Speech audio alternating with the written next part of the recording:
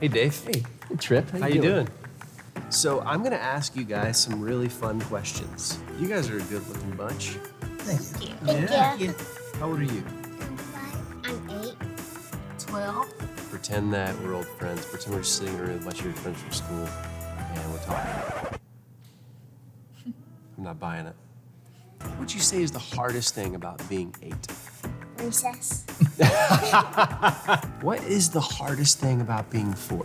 Playing with my brother. What's the hardest thing about being your age right now? Cooperation and listening. The hardest thing is it's really hard to choose what I want at a store. Which one of your fingers tastes the best? Colin, how old is your dad? 1,000. What do you think your parents were like when they were in high school? I don't know. I don't know. No. Well, she didn't play with the Barbie dolls because she liked to do her hair, and every time she tried to comb the hair, the doll's head would pop off. I think they were crazy. My dad was probably a troublemaker. Said it in unison.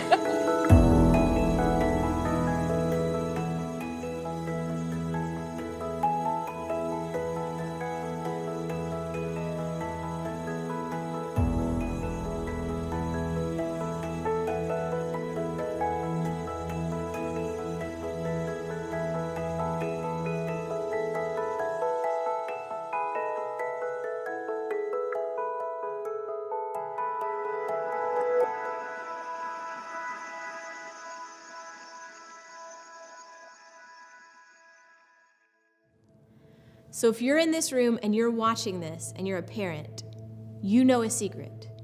You know a secret that nobody knows unless they're a parent. In fact, it's a secret that some parents who went before you in their parenting journey probably tried to tell you before you were a parent, and you thought you understood, but you didn't really understand it. And here's the secret. Parenting is harder than you think. In fact, that's the number one thing that I find that new parents are surprised about when it comes to parenting, just how hard it really is. I mean, this is a job that has no off hours.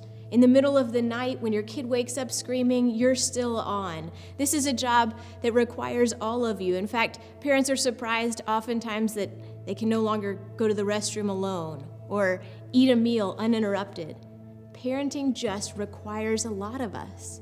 And parenting is hard not just because of how much time it requires of us, but also because our kids kind of trick us. In fact, when you first became a parent, you probably figured out a few things about your new baby. You figured out how to get them to go to sleep or how they like to be held. And then they grew up a little bit and they changed it on you. And then as they were toddlers, maybe you figured out the kind of foods that they like to eat. And so you knew exactly how to cut their sandwich until they grew up a little bit more and they changed it on you. Every kid at every phase is constantly changing. They're changing physically, they're changing mentally, they're changing socially, they're changing emotionally. Kids are just constantly changing. And the rate at which they're changing is often unfamiliar to us as adults because kids' time just moves differently than our time. That's why last week, Reggie talked about time and the importance of valuing what happens every week, because you have 936 weeks from the time your baby is born until the time they grow up and graduate and move on to whatever is next. That's why we spent the past 5 years reading anything and everything we could find on child development, hosting focus groups with leaders who work with kids and teenagers, so we could better understand these changes. Then we summed up some of the basics about these changes in the phase guides. But here's the most important thing for you to remember. If you're a parent of a kindergartner, you will only know your kindergartner once as a kindergartner. And then they'll grow up a little more, and they'll be a first grader. And you'll never know them as a kindergartner again. Now don't let that depress you. It's actually to highlight something very important. And that's this, that every phase has unique potential. In fact, that's how we define a phase. We say this, a phase is a time frame in a kid's life when you can leverage distinctive opportunities to influence their future. There are unique opportunities at every phase. The problem is, as parents, we often don't see what we don't see. Our kids are changing mentally, physically, socially, emotionally, and there are all these things shifting under the surface, and we can just miss it as parents.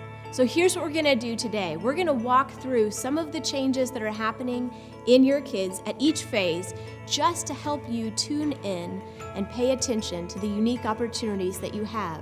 As we go through some of these changes, if you're sitting in the room thinking, well, my kid's not that old yet, use this as an opportunity to think about the future. And if you're sitting in the room and you're thinking, well, my kid has already gone through those phases, you can reflect back into what your time was like with your kids when they were in those phases, because it will give us a different kind of perspective. But here's what you need to remember. Every kid at every phase is asking a question. That question is often the result of the ways that they're changing physically and mentally and culturally, everything that's happening around them. And if you begin to understand the question that your kid is asking at this phase, it will help you know how to respond to your kids this year. Okay, so if you're the parent of a baby or a preschooler, your new baby, your preschooler, is asking an am I question. Imagine with me for just a minute, if you're a new baby, you've arrived in a world where nobody speaks your language, nobody can communicate with you or understand what you're saying. You're not sure when your next meal will show up or if anybody's going to help you get back to sleep when you're tired. The question a baby is asking is, am I safe? And your job as a parent is to prove to them in this first year of life, in this critical window, yes, they are safe. As they grow up just a little bit more in the preschool years, that question begins to shift to, am I able? And if you have a 1-year-old or 2-year-old, you've probably begun to understand this question because you have a child that's telling you, I can do it myself. I can buckle my own seatbelt. I can put on my own clothes. I can pick out my own outfit. Then they grow up a little bit more, and the discipline years come into play. And you begin to let them know that what they just did might not have been the best choice. And kids begin to ask the question, am I really good? Am I really okay? Then your kid grows up and they go to elementary school. The questions are no longer am I questions, they begin to be do I have questions. When you walk into a kindergarten classroom anywhere, you understand the question that a kindergartner is asking. And it's this, do I have your attention? Because when you walk in the room, every kindergartner will automatically come forward to begin to tell you their story. And if you don't pay attention to them, they just get a little bit closer to you and a little bit louder and a little closer and a little louder because they all want to know they have your attention. Then there's something that changes in the brain of a second grader and a third grader. They begin to compare themselves to others in a different way. And the question becomes, do I have what it takes? Do I have what it takes to get my work on the bulletin board? Do I have what it takes to make the team or to get in the club? And then they grow up a little bit more.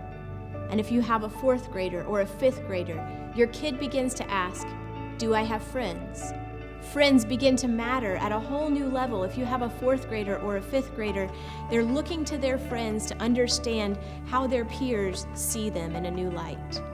And then something unique happens as your kid begins the middle school phases of life. And the questions shift from a black and white question where you're trying to answer them with the answer yes, into a question that's a little bit more gray, it's a little bit more personal. Your 6th grader begins to ask this question, who do I like? Which really, let's be honest, is kind of another way of just saying, who likes me? Because if you travel around with 6th graders very often, you begin to see that none of them go anywhere alone, that they like to be affirmed by a lot of other middle schoolers around them. In the 7th grade, the question gets even more personal and it becomes, who am I? As they discover the answer to who they are and as they begin that journey, they're looking to their friends and their peers to understand how other people are viewing them and how they are seen in their peer group. As your middle schooler begins to be an 8th grader, they start looking into the future in a new way, and they start anticipating and taking a little bit more ownership than maybe they did as a 7th grader. And the question shifts again to be, who do I want to be? Then they move into 9th grade. You're in the last 4 years.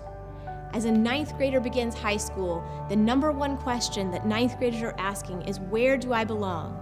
There are so many activities, so many peer groups, so many places where they could find belonging. And the number one question they really want to resolve that year is, where will I belong? Where will I find acceptance? In 10th grade, Maybe they get a driver's license. Maybe they have a little bit more freedom. They begin to kind of push against your rules in a different kind of way. And their question really is, why should I believe? Which is another way of just asking you, why should I believe you about anything? Why should I believe you that the thing that you said that was so bad is really that bad because I know somebody who tried it and it seemed like it went okay? They want to know why they should believe. In the 11th grade, an 11th grader wants to know, how can I matter right now, right where I am? Not one day in the future, but how can I matter today? And then in their senior year, seniors begin to ask the question, deep inside, what will I do next? What will I do when I graduate, when I move on to the next thing in my life? When you begin to understand the questions that your kids are asking at every phase, you begin to look at your parenting role in a new light. You begin to understand that over time, as your kid is asking a different question, the way that you respond in your parenting style has to shift as well. That's why we've identified one role for each life stage as you respond to the questions your kids are asking. So if you remember nothing else this week, I want you to try to remember your one word, your one role that I'm about to give you, because it will become the guidepost for how you parent in the next year ahead. So if you have a preschooler, if you're in the phases of life where your child has just entered the world and they're asking the foundational am I questions, your role in this phase of life is to embrace their physical needs. Embrace their physical needs by consistently showing up over time to let them know that they're safe, to let them know that they're able, to let them understand that they really are okay. If you're a parent in the elementary years, you're in kind of the sweet years of childhood. Your kid is old enough to do some things on their own now that they haven't done before, and yet you're not quite to the middle school years where maybe the emotions and the hormones are ramping up in a new kind of way. In these years of elementary school, your role is to engage their interests. And I'm gonna give you a little secret. Every elementary school kid is interested in the same thing. They're interested in themselves. If you want to engage the interests of your elementary school kid, you need to be fascinated with who they are. Pay attention to them, listen to their stories, maybe look back across their earlier childhood years and tell them a little bit more about how you saw them as they were growing up. Then in the middle school years, your role is simply to affirm their personal journey. We say to affirm a middle schooler simply for this one reason, because we've never seen a middle schooler who was overly affirmed. Every middle schooler craves affirmation, especially from you, their parent. So affirm your middle schooler, affirm their personal journey so that they know that you are there and that you are surrounding them and supporting them, even in these years where there is so much change taking place. And then if you have a high schooler, your one role is to mobilize their potential. These are the years where there's a lot of holding on and letting go, and sometimes it won't feel comfortable and sometimes you won't know which one you're supposed to do in the moment. But your ultimate goal is to mobilize their potential for whatever is next. So last week we talked about how you have a limited number of weeks. We challenged you to get maybe a marble jar or some other system so that you could begin to identify the number of weeks you have left with your kid.